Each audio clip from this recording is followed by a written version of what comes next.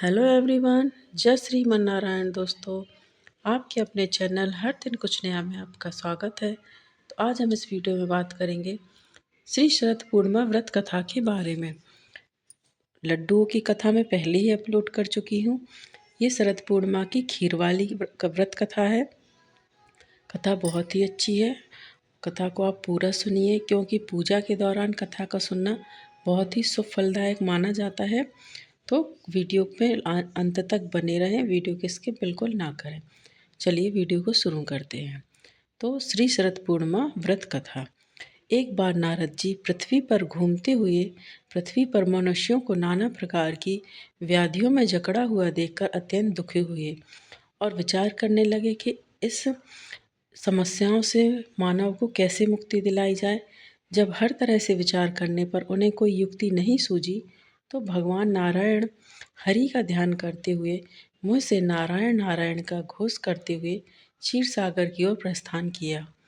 वहां पहुंचकर क्या देखते हैं कि भगवान श्री हरि शेषशैया पर मंद मंद मुस्कुराते हुए शयन कर रहे हैं तथा लक्ष्मी जी उनके पांव दबा रही हैं। यह देख नारद जी ने तुरंत साष्टांग प्रणाम किया और स्तुति करने लगे। हे नारायण, आप हर समय अपने भक्तों की रक्षा व पालन करते हैं। आपकी कृपा के बिना पत्ता भी नहीं हिल सकता। आप ही जगत की उत्पत्ति एवं प्रलय के मूल कारक हैं। आप हर प्रकार से समर्थ हैं। यह सुनकर भगवान श्री हरि ने मुस्कुराते हुए कहा, पधारिए देवर्षि, आज बहुत दिनों में दर्शन दिए। कहिए, सब कुशल तो है? पृथ्वी पर आपका चक्कर लगता ही रहता है। कुछ वहाँ के भी हालचाल सुनाइए कि वहाँ पर लोग किस प्रकार अपना समय व्यतीत करते हैं। इतना सुन नारद जी बोले, हे माधव, हे जनार्दन, हे श्री हरि, हे स्वामी, मृत्युलोक में मानव बहुत दुख भोग रहा है। उनके कष्टों को देखकर मैं तो क्या, मेरी आत्मा भी रो रही है। हे प्रभु, कोई ऐसा सरल उपाय बताइए जिसके करने से मनुष्य दुखों से छूट सके और उसकी मनोकामनाएं पूर्ण हो सकें। देवर्षि नारद जी के इन पवित्र वचनों को सुनकर भगवान श्री हरि बोले, हे नारद जी, आप धन्य हैं जो आप दूसरों के उपकार के लिए विचार में मन में रखते हैं। इसलिए आज आपको एक पवित्र व्रत कथा श्री शरद पूर्णिमा व्रत कथा सुनाता हूँ, जिसके करने से स्त्रियों की हर प्रकार की मनोकामनाएं पूर्ण होंगी व अंत में मेरे लोक की प्राप्ति होगी। इसमें कुछ संदेह नहीं है। पूर्व में यह कथा ब्रह्मा जी ने सूर्य से कही थी, सो ध्यान से सुनो और सुख वैभव संतति सुख की प्राप्ति करो। प्राचीन काल में एक ब्राह्मण की ब्राह्मणी शरद पूर्णिमा का व्रत विधि विधान से खीर बनाकर किया करती थी। वह उस दिन 5 सेर दूध की खीर बनाती, उसमें किशमिश बादाम आदि डालकर खूब सुंदर खीर बनाकर भगवान श्री हरि का भोग लगाती और अड़ोसी पड़ोसी रिश्तेदार सब में खीर का प्रसाद बांटती तथा रात्रि में चंद्रमा की रोशनी में भगवान का घी खांड का भोग तथा भगवान की मूर्ति का बहुत बढ़िया ढंग से श्रृंगार करती। उन्हें श्वेत वस्त्र मुकुट श्वेत हार इत्यादि पहनाकर चंद्रमा की धवल रोशनी में उन्हें विराजमान करती, कीर्तन करती, भजन करती तथा ठाकुर जी की तरह तरह से ठाकुर जी को लाड़ लड़ाती। उसके व्रत के प्रभाव से उसकी खीर व घी खांड के बर्तन सोने के हो जाते। जब यह बात साहूकारनी को मालूम हुई तो उसे बहुत दुख हुआ व जलन हुई कि देखो, इसके बर्तन सोने के हो जाते हैं। वह रात में साहूकार से बोली कि ब्राह्मणी के यहाँ तो सोने के बर्तन हैं, सो चुरा लेने चाहिए। साहूकार ने पीतल के बर्तन रखवा कर सोने के बर्तन चुरा लिए। तो ब्राह्मणी को सुबह मालूम हुआ कि साहूकारनी ने मेरे सोने के बर्तन चुरा लिए हैं। तो उसने कहा कि हे शरद पूर्णिमा माता, अगर मैंने तेरा व्रत मन से नियम से किया हो तो मेरे बर्तन सोने के हो जाएं तथा साहूकारनी के सब बर्तन मिट्टी के हो जाएं। उसके कहने के साथ ही ऐसा ही हुआ। साहूकारनी के घर के पीतल के तांबे के सब बर्तन मिट्टी के हो गए। अब तो साहूकार व साहूकारनी बहुत दुखी हुए और रोते धोते ब्राह्मणी की शरण में पहुँचे और जाकर ब्राह्मणी के पैर पकड़ लिए और अपने किए की माफ़ी मांगने लगे।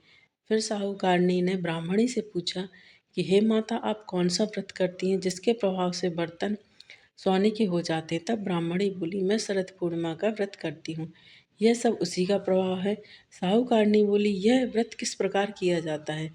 इसका क्या क्या नियम है, इसका स्पष्ट उल्लेख करें। तब ब्राह्मणी बोली, सब तरह से घर व अपनी सफाई करें, श्वेत वस्त्र धारण करें, ठाकुर जी के भजन पूजन में मन लगावें, दूध की खीर बनावें, उसे ठाकुर जी का भोग लगाकर 4 हिस्सों में बांट दें। एक हिस्सा ब्राह्मणों को दें, एक हिस्सा पड़ोसी के बालक को दें, एक हिस्सा गाय को दें तथा एक हिस्सा स्वयं सेवन करें। काठ के पटरे पर एक लोटा जल भरकर रख लें, एक दीपक जला लें, रोली से पटरे पर स्वास्तिक बना लें, फिर चावल से व रोली से पूजा करें, दक्षिणा चढ़ावें व चंद्रमा निकलने पर लोटे का जल चंद्रमा को अर्घ देकर चढ़ा दें। फिर रोली चावल चंद्रमा की ओर उछाल दें, हाथ जोड़कर नमस्कार करें और मन ही मन अपनी मनोकामना को दोहराएं। फिर अपने हिस्से की खीर का भोजन करें। इस विधान को सुनकर साहूकारनी बहुत खुश हुई। उसने तभी से इस व्रत को शुरू कर दिया। इस व्रत के करते रहने से उसे 2 कन्या रत्न प्राप्त हुई। बड़ी पुत्री का नाम सुमित्रा और छोटी पुत्री का नाम सुनीता था। दोनों बचपन से ही धार्मिक कार्यों में अधिक ध्यान रखती थी। दोनों के व्रत में एक फर्क था। सुमित्रा विधि विधान पूर्वक नियम से व्रत रखती थी। सुनीता विधि विधान पूर्वक व्रत करती थी, लेकिन व्रत को बीच में छोड़कर व्रत का समापन कर देती थी। सुमित्रा जो पूरा व्रत रखती थी, उसके सुंदर तथा दीर्घायु संतान उत्पन्न होती थी। सुनीता के व्रत खंडन के कारण उसके पुत्र जन्म लेने के पश्चात कुछ दिन जीवित रहते, बाद में मर जाते थे। इस कारण सुनीता दुखी हो जाती। एक दिन सुनीता ने ज्योतिषी को बुलाकर कहा, मेरी संतानें जन्म लेने के पश्चात कुछ समय जीवित रहने के बाद मर जाती हैं, अतः आप इसका उपाय बताकर हमारे दुख दूर करें। इस पर ज्योतिषी ने कहा, ऐसा इसलिए होता है कि तुम शरद पूर्णिमा का अधूरा व्रत रखती हो।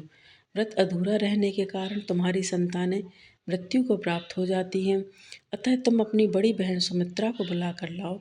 उसके स्पर्श से तुम्हारी संतान अवश्य जीवित हो जाएगी, क्योंकि वह शरद पूर्णिमा का व्रत पूर्ण रूप से भक्ति भाव से करती है। इतना कहकर वह ज्योतिषी चले गए और पीछे सुनीता वियोग के कारण यह बात भूल गई। हर वर्ष की तरह शरद पूर्णिमा आई। सुनीता ने विधि पूर्वक व्रत किया, लेकिन व्रत में कुछ कमी होने के कारण जो उसका पुत्र था वह मर गया। तो उसने मृत पुत्र को उसी पटरे पर सुला दिया जिस पर वह शरद पूर्णिमा का पूजन करती थी। लेकिन ईश्वर की विधि को कौन जानता है। उसकी बड़ी बहन सुमित्रा अचानक उसके घर आ गई और सुमित्रा के लहंगे का छोर मृत पुत्र को स्पर्श कर गया।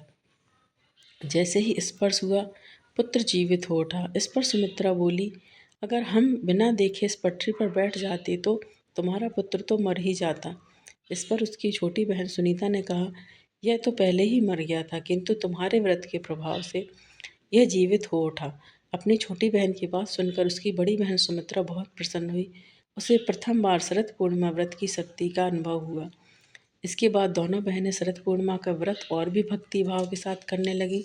वह अपने सगे संबंधियों व आस पड़ोस के लोगों को यह व्रत करने की विधि बतलाने लगी। इस व्रत को करने से लोगों की मनोकामना पूर्ण होने लगी व लोगों की श्रद्धा भगवान के प्रति बढ़ने लगी।